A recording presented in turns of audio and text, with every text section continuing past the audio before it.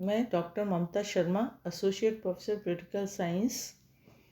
विद्यार्थियों, हम BA part second का second paper Indian political system के अंतर्गत हम आज एक्सट्रीमिस्ट नेशनलिज्म, जिसे हम उग्रवादी राष्ट्रवाद कहते हैं, उसके बारे में चर्चा करेंगे। आज के इस वीडियो में आप सभी का हार्दिक अभिनंदन है, स्वागत है।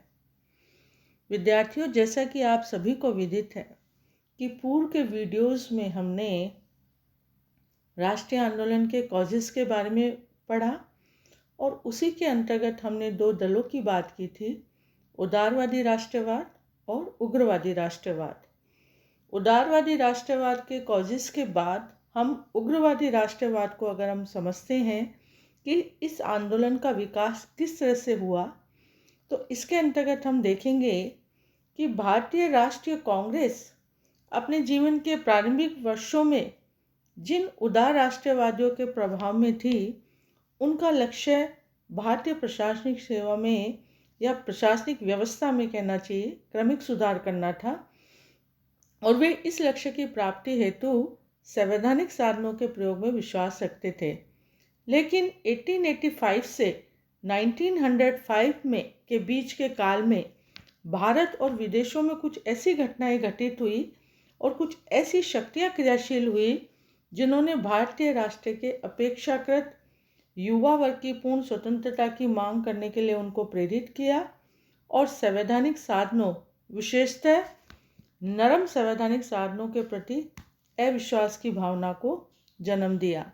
तो इस तरह से हम देखते हैं कि उग्र राष्ट्रवादी आंदोलन के विकास का जो बैकग्राउंड है वो इस आधार पर रहा। तत्पश्चात हम देखेंगे कि ये जो उग्र राष्ट्रीयता है या जिसे हम उग्रवादी राष्ट्रवाद कहते हैं, इसके उदय के कारणों में हमने कई बातें देखी। जैसे फर्स्टली हम बात करें 1892 के सुधार कानून की अपर्याप्तता।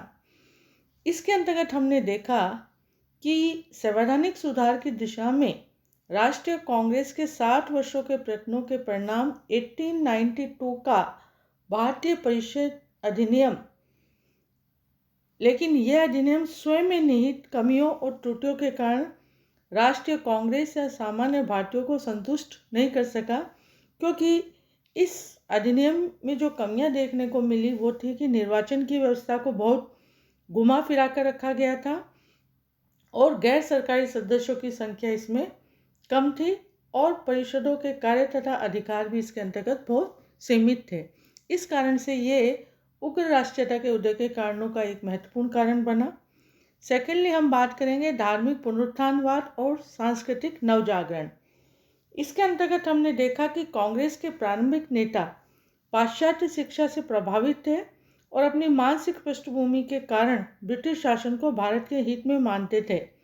लेकिन धीरे धीरे धार्मिक पुनरुत्थान के परिणाम स्वरूप कांग्रेस में ऐसे वर्ग का जन्म हुआ जो भारतीय धर्म, सभ्यता और संस्कृति के गौरव से परिचित थे और जिनका विश्वास विदेशी शासन की समाप्ति में था।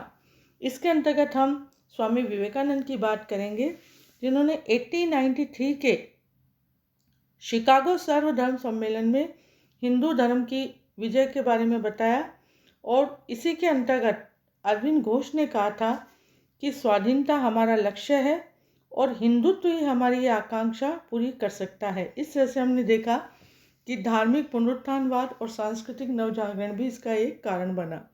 थर्डली हम बात करते हैं आर्थिक असंतोष।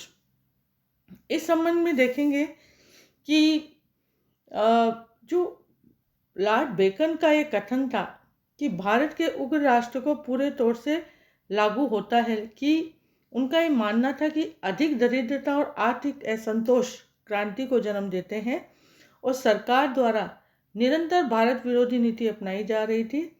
शासन के द्वारा 1894 में विदेशी माल पर आयात कर समाप्त कर दिया गया और उसमें देशी सामान और अधिक महंगा हो गया और विदेशी सामान सस्ते दामों पर बिकने लगा। इससे सरकार की इस नीति के कारण ही स्वदेशी आंदोलन चला। तो कहने का मतलब ये है कि आर्थिक असंतोष भी इसका एक बहुत बड़ा कारण बना। फोर्थली हम बात करते हैं विदेशों में भारतीयों के साथ दुर्व्यवहार। इसके अंतर्गत हमने देखा कि ब्रिटिश उपनिवेशों विशेषकर नेपाल और दक्षिणी अफ्रीका में भारतीयों के साथ किए जाने वाला दुर्व्यवहार असंतोष का एक बहुत बड़ा कारण है और इस दुर्व्यवहार के कारण ही भारतीयों के द्वारा यह अनुभव किया गया कि उन भारतीयों के साथ भारत राष्ट्र की पराधीनता के कारण ही दुर्व्यवहार किया जा रहा है और इसकी समाप्ति का एकमात्र उपाय भारत के लिए स्वतंत्रता की प्राप्ति है। फिफ्थ प्लेस के कॉजेज में अगर हम देखते हैं तो बाल, लाल और पाल के नेतृत्व की बात इसके अंतर्गत की जाती है। उग्र राष्ट्रवाद के उदय के कारणों में बाल गंगाधर तिलक, लाला लाजपत राय और विपिन चंद्र पाल के नेतृत्व का एक बहुत महत्वपूर्ण कारण था। ये नेता अटूट देशभक्त और ब्रिटिश शासन के कट्टर शत्रु थे। इस संबंध में तिलक ने जैसा कि कहा है कि स्वतंत्रता मेरा जन्मसिद्ध अधिकार है और मैं इसे लेकर रहूँगा और हमारा उद्देश्य आत्मविश्वास है, भिक्षावृत्ति नहीं। इसी तरह लाला लाजपत राय ने भी अपनी सशक्त वाणी में कहा था कि अंग्रेज भिखारी से सबसे अधिक घृणा करते हैं और मैं सोचता हूँ कि भिखारी घृणा का पात्र भी है और हमारा एक कर्तव्य कि हमें सिद्ध कर दे कि हम भिखारी नहीं हैं। तो इस तरह से बाल, लाल और पाल का जो नेतृत्व है वो भी इस आंदोलन को आगे बढ़ाने में बहुत अधिक महत्वपूर्ण रहा। तत्पश्चात हम देखेंगे कि भारत के बाहर होने वाले विशेष परिवर्तन, इसके अंतर्गत हमने देखा कि 19वीं सदी तक पूर्व में यह धारणा प्रचलित थी कि पश्चिम के किसी संघर्ष में सफलता प्राप्त नहीं की जा सकती, लेकिन 1896 में अफ्रीका के एक छोटे से देश एबिसिनिया द्वारा यूरोप के विशाल देश इटली और 1904 से 5 में जापान के द्वारा रूस को पराजित कर दिया गया था। ये असंभव समझी जाने वाली घटनाएं थी और उन्होंने भारतीयों में ये विचार उत्पन्न किया कि ब्रिटेन के विरुद्ध स्वाधीनता के संघर्ष में सफलता प्राप्त की जा सकती है। इसी तरह हम इसके अंतर्गत देखेंगे कि पश्चिम में क्रांतिकारी विचारों का प्रभाव हुआ और इस प्रभाव के अंतर्गत जब भारतीयों ने अंग्रेजी भाषा और पाश्चात्य शिक्षा पद्धति के माध्यम से मैजिनी, वॉक, गैरिबल्डी और वाशिंगटन की स्वतंत्रता के लिए प्रेरित करने वाले भाषण पढ़े तो अमेरिका का स्वतंत्र युद्ध, आयरलैंड का संघर्ष और इंग्लैंड की गौरवपूर्ण क्रांति का इतिहास पढ़ा तो वे स्वतंत्रता की ओर बढ़े और उनके द्वारा उग्र राष्ट्रीयता का मार्ग अपनाया। इस तरह से हमने देखा कि राष्ट्रवाद के उदय के कारणों में किन किन लोगों की भूमिका रही। इसी के अंतर्गत हमने देखा कि 1905 का जो पार्टीशन ऑफ बंगाल है, इसके अंतर्गत सबसे बड़ा रोल लॉर्ड कर्जन का रहा है। लॉर्ड कर्जन ने, क्योंकि उनका जो शासन था जिसके अंतर्गत 1891 में कलकत्ता कॉरपोरेशन अधिनियम पास कर कॉरपोरेशन में भारतीयों की संख्या उन्होंने घटाकर आधी कर दी थी। इसी प्रकार 1904 में भारतीय विश्वविद्यालय अधिनियम, इंडियन यूनिवर्सिटी एक्ट पास कर विश्वविद्यालय की सीनेट और सिंडिकेट में भारतीयों का प्रतिनिधित्व भी उन्होंने कम कर दिया था। तो ये एक बहुत बड़ा इसका कारण था। इसी के साथ लॉर्ड कर्जन का जो सबसे बड़ा एक जो कार्य उन्होंने किया वो था कि 16 अक्टूबर 1905 को किया गया बंगाल का विभाजन था। यद्यपि इस विभाजन के पक्ष में सरकार का तर्क था कि बंगाल जैसे बड़े प्रांत पर एक ही केंद्र से शासन नहीं किया जा सकता, सुशासन के इनमें उनका विभाजन आवश्यक है। लेकिन वास्तव में जैसा कि जाकरिया ने भी बताया था कि उद्देश्य और प्रभाव की दृष्टि से बंगाल के विभाजन का कार्य नितांत धूर्ततापूर्ण था, इससे इसको उन्होंने स्वीकार नहीं किया। इसी के अंतर्गत हमने देखा कि 1905 का जो बनारस अधिवेशन हुआ वो भारतीय राजनीति में उग्रवाद के उद्देश्य से कांग्रेस संगठन को प्रभावित होना उसका स्वाभाविक था और 1905 के बनारस अधिवेशन में बाल गंगाधर तिलक ने व उग्र राष्ट्रवादियों के एक वर्ग ने उदारवादियों को राजनीतिक भिक्षावृत्ति की नीति की तीव्र निंदा की और इस बात का प्रतिपादन किया कि संगठित निष्क्रिय प्रतिरोध के मार्ग को अपनाकर ही भारत के राष्ट्रीय जीवन पर विदेशी नौकरशाही के प्रभुत्व का अंत किया जा सकता है। तो इस तरह से हमने देखा कि उग्रवादी राष्ट्र के उदय के कारणों में ये सब महत्वपूर्ण एस्पेक्ट थे। इसी के अंतर्गत हमने देखा कि उग्र राष्ट्रवादियों के द्वारा जो साधन अपनाए गए थे उसके अंदर उनका मेन मोटो था बहिष्कार, स्वदेशी और राष्ट्रीय शिक्षा। जिस प्रकार उग्रवादियों ने अपने इन लक्ष्यों की प्राप्ति के साधन प्रार्थनाएं, स्मृति पत्र आदि थे, उसी प्रकार उग्र राष्ट्रवादियों के साधन बहिष्कार, स्वदेशी और शिक्षा थे।